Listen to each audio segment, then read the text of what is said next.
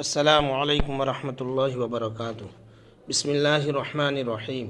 امسینا وامسی الملک للہ والحمد کلہ للہ۔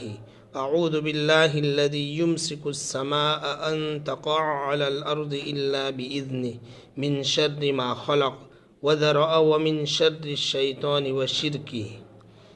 اللہ کے لیے ہم نے اور پوری سلطنت نے شام کی تمام تعریف اللہ کے لیے ہے۔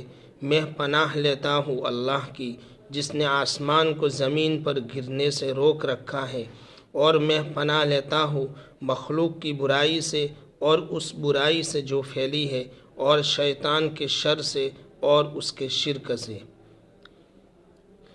رسول اللہ صلی اللہ علیہ وسلم نے فرمایا کہ اس دعا کو شام کو 3 مرتبہ پڑھنا چاہیے۔